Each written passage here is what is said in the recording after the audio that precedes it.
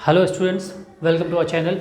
Last जो video हमने बनाया था एब्रीविएशन पे, उससे मैंने कहा था कि एब्रीविएशन में कुछ सीरीज़ है जो हम 2-3 वीडियो और बनाएंगे और सबको हम कवर करेंगे। तो हमने एकेडमिक बनाया था और एकेडमिक में कुछ रह गया था, उसको हम देखेंगे आज। जैसे फार्मेसी से है, फार्मेसी मेडिसिन जो मैन्युफैक्चरिंग कंपनी है, तो उसके लिए फार्मासिस्ट जो होते हैं वो मेडिसिन वगैरह इसको बनाते हैं। चलिए देखेंगे। पहले डिप्लोमा फार्मेसी में D pharm diploma in pharmacy, इसी तरह से B pharm bachelor of pharmacy, M pharm जो है ये मास्टर डिग्री है, मास्टर ऑफ फार्मेसी। अब यूजी और पीजी देखें। क्या यूजी अंडर ग्रेजुएट कोर्स है जो 10+2 के बाद का कोर्स है, किसी में 3 साल का है और टेक्निकल में 4-5 साल का भी कोर्सेज है। उसके बाद है पीजी पोस्ट ग्रेजुएट, वो कोर्स है जो ग्रेजुएशन के बाद का कोर्स है। अब देखिए बोर्ड को हम देखेंगे। जैसे बीएससीबी का फुल फॉर्म क्या, बिहार स्कूल एग्जामिनेशन बोर्ड। ये बिहार सरकार का अपना एक बोर्ड है जो 10th और 12th के एग्ज़ाम को कंडक्ट करता है। इसी तरह सीबीएसई है जो सेंट्रल लेवल पे केंद्र सरकार के अधीन आता है और ये पूरे इंडिया में ऑल इंडिया लेवल पे ये 10th और 12th के एग्ज़ाम कंडक्ट करता है। CBSE central board of secondary education. इसके बाद है आईसीएसई, ये भी सेंट्रल लेवल पे ही है, Indian certificate of secondary education. इसके बाद हम देखेंगे नीट। ये नीट मेडिकल के लिए है, जो ऑल इंडिया लेवल पे मेडिकल एग्ज़ाम अगर आप चाहते हैं एडमिशन लेने के लिए कंपटीशन के साथ, तो आपको नीट देना आपको ज़रूरी है। NEET national eligibility cum entrance test. इसके बाद है AIEEE, ये इंजीनियरिंग के लिए है, all India engineering entrance examination. इसी तरह से JEE है, ये भी इंजीनियरिंग का है, जॉइंट एंट्रेंस एग्जामिनेशन। इस तरह से आपको ये नेट है, नेशनल एलिजिबिलिटी टेस्ट। ये वो है जो यूनिवर्सिटीज़ जो ये भी ऑल इंडिया लेवल पे एग्ज़ाम होता है, जिसमें यूनिवर्सिटी में लेक्चरर प्रोफेसर इसके लिए आपको है और आपको एलिजिबल आप होना चाहते हैं, अब उसके लिए तो उसके लिए करना है। JRF जूनियर रिसर्च फेलोशिप, आप इसका एग्ज़ाम देते हैं तो उसके बाद सरकार की तरफ से आपको फेलोशिप के तहत आपको पैसा मिलता है पढ़ने के लिए, और इसके तहत भी स्टूडेंट जो है वो एलिजिबल होते हैं यूनिवर्सिटी में लेक्चरर वगैरह बनने के लिए। अब इसका आपको टाइम दिया जाता है कुछ सेकंड का, आप स्क्रीनशॉट ले लीजिए, फिर हम आगे देखेंगे इसमें।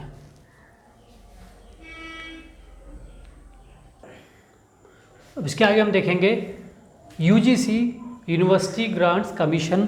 जो भी यूनिवर्सिटी हैं उनको कंट्रोल करती है, यूनिवर्सिटी को एड देना, पैसा देना और बहाली वगैरह से रिलेटेड भी ये काम है UGC का। ASI अब हम देखेंगे, जो हमारे जो ब्यूरोक्रेसी में या जो सरकारी जो डिपार्टमेंट्स हैं उसके अंदर जो पब्लिक सर्वेंट हैं उनका क्या क्या है, जो टर्म्स जो एब्रीविएशन उसका फुल फॉर्म देखेंगे। जैसे ASI असिस्टेंट सब इंस्पेक्टर, इसी तरह से SI sub inspector, SHO station house officer.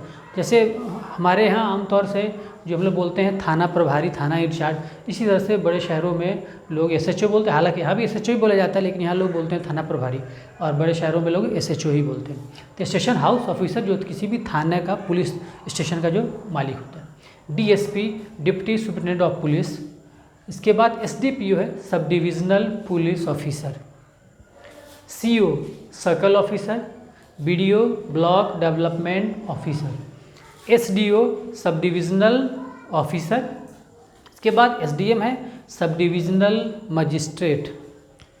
ADM additional district magistrate, ये कलेक्टर के नीचे होते हैं, DM के नीचे होते हैं।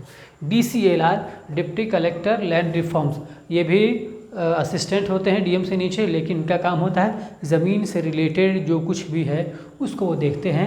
DCLR deputy collector land reforms, उससे रिलेटेड इनका काम होता है। स्क्रीनशॉट ले लें, कुछ और हम देखेंगे इस पर। अब हम देखेंगे full form of SP superintendent of police. ये किसी भी डिस्ट्रिक्ट के, ज़िला के पुलिस के मालिक होते हैं। DM डिस्ट्रिक्ट मजिस्ट्रेट, किसी भी ज़िला के जितना भी अफेयर्स है, इसमें से एजुकेशन हुआ या इससे रिलेटेड और कुछ है, पुलिस है, ये सब इनके अंडर में आता है। डिस्ट्रिक्ट मजिस्ट्रेट ओवरऑल सबके मालिक होते हैं, जुडिशरी छोड़ के। जो आपका मामलात जो आपका जैसे जज के यहाँ का जो मामला है, आप उसको छोड़कर आप हम नॉर्मल जो भी मामला, सब मामला किसके अंदर में आता है, ये DM के अंडर में आता है। और बाकी कानूनी जो है न्यायालय का है, उसके लिए अलग हैं, वो मजिस्ट्रेट जो देखते हैं, ज़िला मजिस्ट्रेट। अब देखिए DIG डिप्टी इंस्पेक्टर जनरल, ये पुलिस के हैं जो एसपी से ऊपर रैंक के होते हैं। डीआईजी ये एसपी के ऊपर रैंक के होते हैं डीआईजी। इसके बाद आईजी है इंस्पेक्टर जनरल, ये भी ये एसपी के ऊपर हैं, और ये डीआईजी के ऊपर, ये सब आईपीएस रैंक के होते हैं अधिकारी। अब देखिए DGP director general of police, ये किसी भी स्टेट के पुलिस हेड होते हैं। पूरे स्टेट में एक पोस्ट होता है, उसको डीजीपी हम बोलते हैं। अब आईएएस इंडियन एडमिनिस्ट्रेटिव सर्विस, यही आईएएस जो है, ये जो एग्ज़ाम होता है उसी एग्ज़ाम के तहत जो आईएएस बनते हैं वो आईएएस जैसे डीएम बनते हैं, और उससे आगे जो सेक्रेटरी सचिव वगैरह बनते हैं। आईपीएस इंडियन पुलिस सर्विस है, जिससे एसपी है, आईजी है, डीआईजी या डीजीपी तक वो बनते हैं।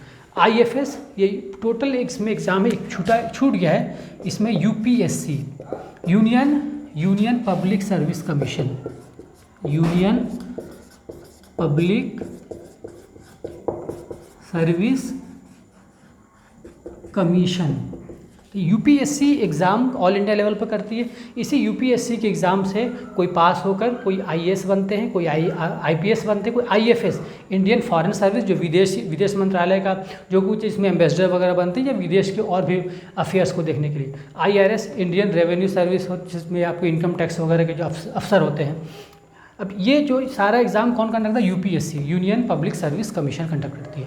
अब एक ये है क्या, आपको किसी भी चीज़ की ज़रूरत पड़ती है, आप जाते हैं थाना में कहीं भी रिपोर्ट, तो अक्सर सुना हो आपने कि एफआईआर कर दो। एफआईआर का क्या मतलब है? First information report. एक चीज़ और बताना चाहूँगा स्टूडेंट्स आप लोगों को, अक्सर आप देखते हैं कि कोई पूछता है आपसे कि फ्रेंड का फुल फॉर्म क्या होता है, तो मदर का फुल फॉर्म क्या होता है, इनमी का फुल फॉर्म क्या होता है। जान जाएँ कि ये फुल फॉर्म किसी भी एब्रीविएशन का ही हो सकता है।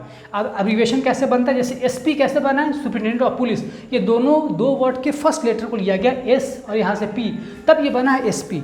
तो ये एब्रीविएटेड फॉर्म जो होगा उसका ही बनेगा फुल फॉर्म। तो अगर मदर की बात करें तो मदर तो एक कंप्लीट वर्ड है जिसका मतलब है माँ, या लव का मतलब कोई है, उसका एक वर्ड का मीनिंग है। लेकिन कोई पूछे कि सुपरिटेंडेंट ऑफ पुलिस का एक मतलब बताइए, नहीं निकलेगा। कोई आपसे पूछे कि डिस्ट्रिक्ट मजिस्ट्रेट मतलब बताइए, नहीं। तो कोई भी वर्ड ऐसा हो कि जिसका मतलब निकलता हो कंप्लीट, जैसे इनेमी है, फ्रेंड है, मदर है, इंडिया, ऐसा कोई फुल फॉर्म नहीं होगा। आप खुद से बना दी अलग बात है। फुल फॉर्म एब्रीविएशन का ही होता है, जिसमें कई वर्ड होता है और उस वर्ड के फर्स्ट लेटर को आमतौर से लिया जाता है और उसको कॉन्ट्रैक्टेड फॉर्म को एब्रीविएशन बोलते हैं और उसका फुल फॉर्म होता है। नॉर्मली किसी भी वर्ड का आप बोले बॉडी का फुल फॉर्म बना दो या किसी भी चीज़ का फुल फॉर्म बना सकते हैं, तो ऐसा कुछ नहीं है।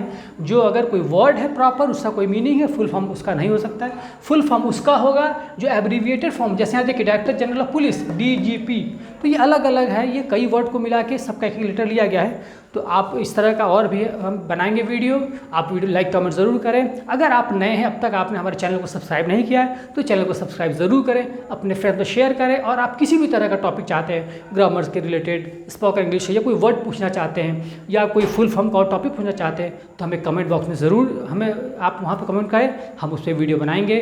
Thanks for watching. आप स्क्रीनशॉट ले लें, आपको टाइम दिया जाएगा।